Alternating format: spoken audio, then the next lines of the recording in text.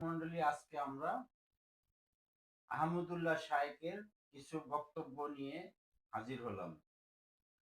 তো আমরা এমন কিছু কথা বলি যে আমরা নিজেরা অন্যের গীবত করতেছি, আমরা নিজেরাই বুঝতেছি না যে আমরা অন্যের গীবত করতেছি, আবার আমরা নিজেরাই গীবতের ওয়াজ করতেছি।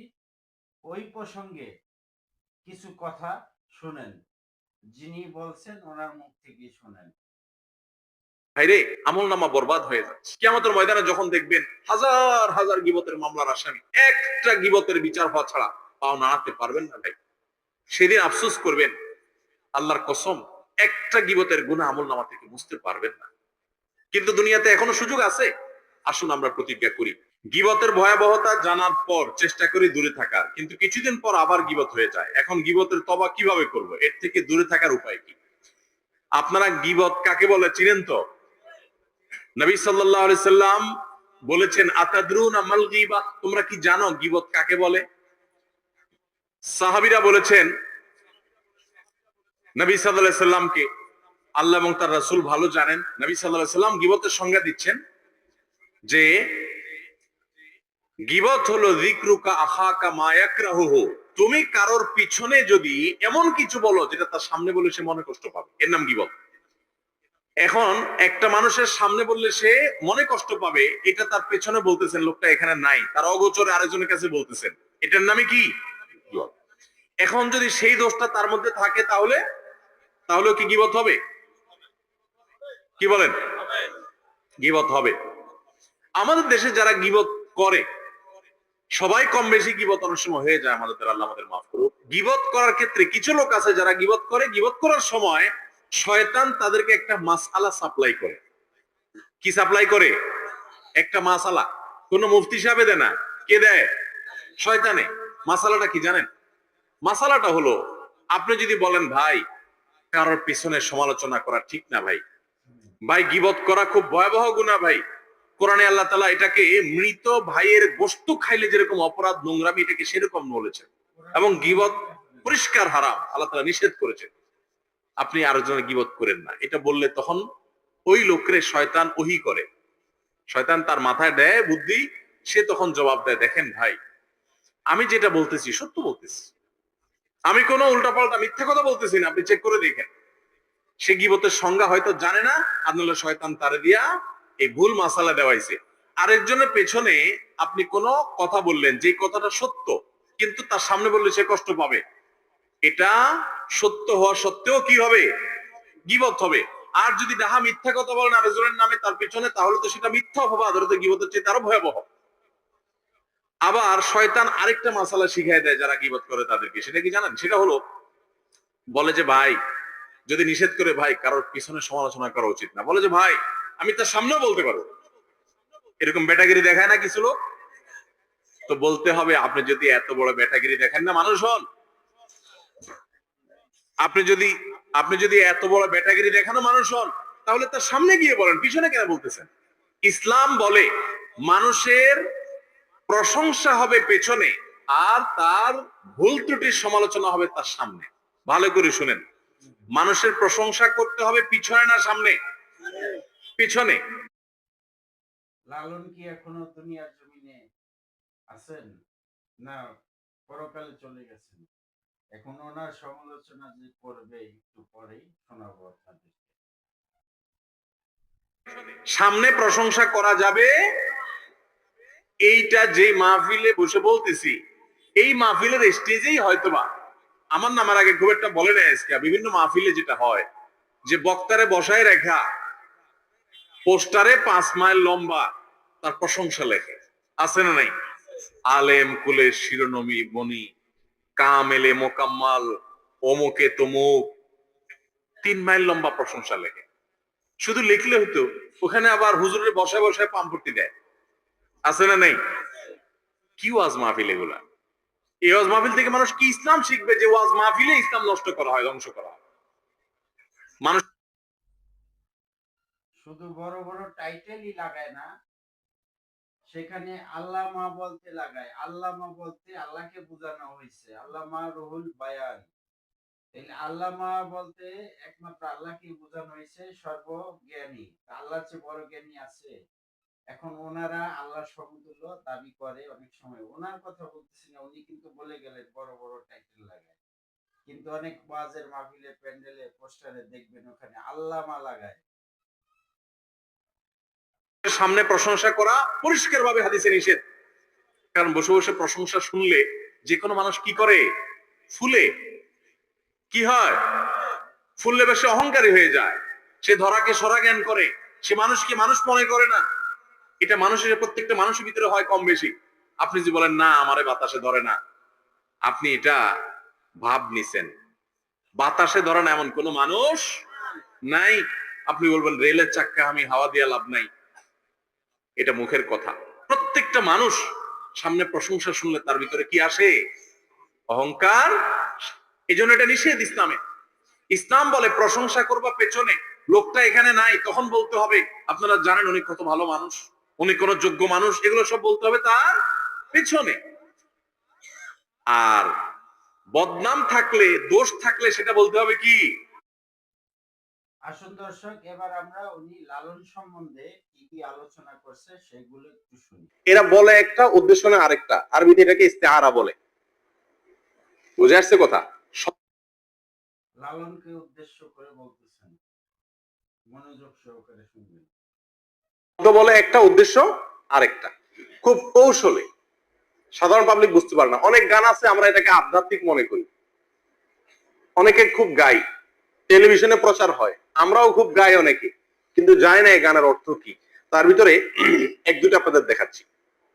বাড়ির পাশে আরশি নগর, সেটা এক পড়শি বসত করে, আমি একদিনও না দেখিলাম তারে। এই গান শুনছেন আপনারা? এই গান সম্পর্কে বাংলাদেশের বাউল বইতে আমার কথা হলে বলতেন যে আপনি মৌলবী মানুষ, আপনি তাদের বিরুদ্ধে বলবেন।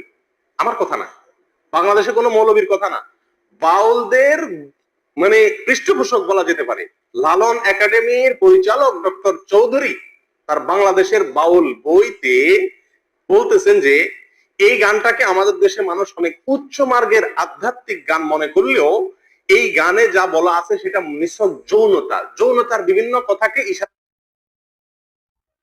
বিভ্রান্ত ছড়াইতেছেন। লালন একজন লালন, লালনের দ্বিতীয় লালন আর বাংলাদেশে আসবে কিনা আমার জানা নাই। লালন একজন সাধক, লালনের সাধক, লালনের আখড়ায় লক্ষ লক্ষ মানুষ যায়, সেই হিংসায় এই কথাগুলি ওনারা বলতেছেন। মনোযোগ সহকারে শুনেন। বাড়ির পাশে আশিনগর, সেটা হলো নিজের দেহের ভিতরে বলা হয়েছে। যে রুহু কাল্প নামে এখানে বোঝানো হয়েছে। রুহু এক জায়গায়, কাল্প এক জায়গায়, ডাইন বাম। এখানে যে না দেখতে পারলো সেই কানা। কারণ বলা হয়েছে মমিনের কালবে আল্লাহর ঘর। এজন্য সাধকরা নিজের দেহের ভিতরে আল্লাহ রাসূল খুঁজে।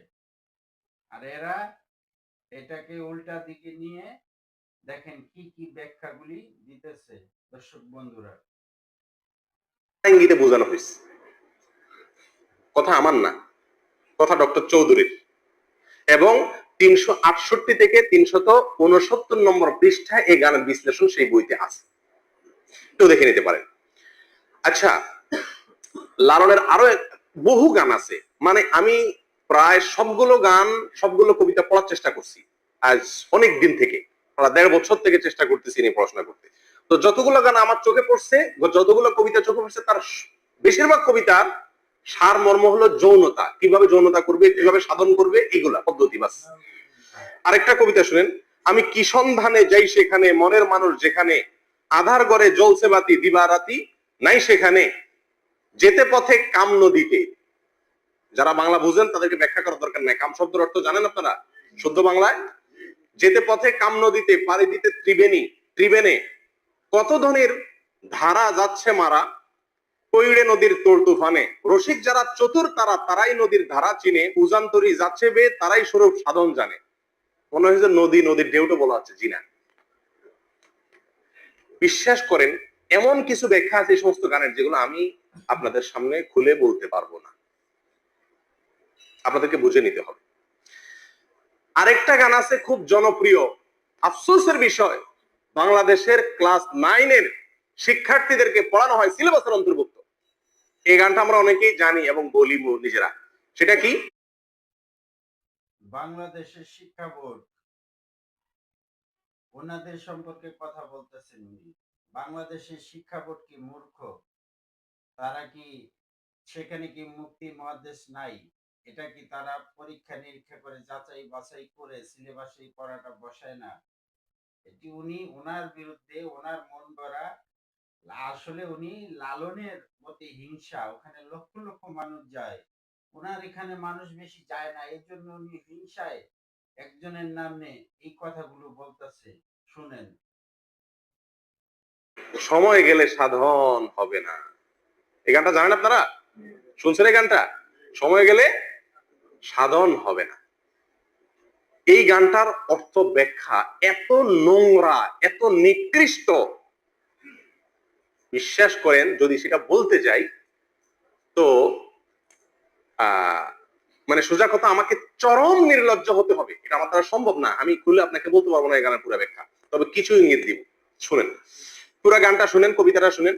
সময় গেলে সাধন হবে না, দিন থাকিতে দিনের সাধন কেন করলে না? জানো না মন খালে বিলে মিন থাকে না জল শুকালে, কি হয় তারে বাদল দিলে শুকনা নদীর মোহনা, অসময়ে কৃষি করে মিশামিশি খেটে মরে, গাছ যদি হয় বীজের জোরে তবুও ফল তো ধরে না। এই গানের খোলাসা কথা আমি আপনাদেরকে বলি। বলা হচ্ছে যারা বাউল, যারা ফকির, যারা সাধনা করবে, এদেরকে বলা হচ্ছে আরে বেটা, দিন থাকতে দিনের সাধন করলি না, সময় থাকলে সাধন করতে হবে, সময় চলে গেলে সাধন করে লাভ হবে না। সময়টা কি? মেয়েদের ঋতুস্রাব, এর আগের সময়টাকে বোঝানো হচ্ছে। ঋতুস্রাবের আগের মুহূর্ত। এই যে ঋতুস্রাবের কথাটা বললো, নাউজুবিল্লাহ বলতে হবে। সময় গেলে সাধন হবে না কথাটা লালন কি বুঝাইতে চাইছে? বুঝাইতে চাইছে যৌবন কালটা আল্লাহর অনেক পছন্দের। আপনি বৃদ্ধকালে যখন কথা বলতে যাবেন, আপনার কথা উচ্চারণ ঠিক মতো হবে না, আপনি চলতে পারবেন না, কথা বলতে পারবেন না, ইবাদত করতে পারবেন না। যৌবন কালে আপনি যা করবেন আপনার কষ্ট হবে, আল্লাহ এটাকে সবচেয়ে বেশি পছন্দ করে। এই কথাটাকে উনি ঘুরাইয়া পেঁচাইয়া, এই তত্ত্ব কথাগুলারে ঘুরাইয়া পেঁচাইয়া কোন দিকে থেকে কোন দিকে নিয়া ঋতুস্রাবের ভিতরে নিয়া দেখেন আরো কি বলে, শুনেন। সাধন করতে হবে, ঋতুস্রাব হয়ে গেলে, মাসিক হয়ে গেলে তখন সাধন করলে আর কাজ হবে না। এই হলো খোলাসা কথা। আর এর চেয়ে বেশি আমি আপনাকে ব্যাখ্যা করে বলতে পারছি না। এখানে এই গানে যে এই কথাটা বোঝানো হয়েছে, এটা তো আমি দাবি করতেছি মৌলবী না, এটা বাউলদের বক্তব্য। তারাই বলতেছে যে এই গানের এই ব্যাখ্যা। রেফারেন্স নেবেন, একটা একটা করে নেন। এই গানের সময়, সাধন, মিন, বীজ, কৃষি এসব শব্দ যৌন কর্ম সংশ্লিষ্ট বিভিন্ন পরিভাষা। তা না করে উনি মানুষের লালন গবেষক লেখা নেয়ামত বই আলী নিয়ে বয়ান এবং বাংলাদেশের করতেছেন। নেয়ামত আলী বলেছেন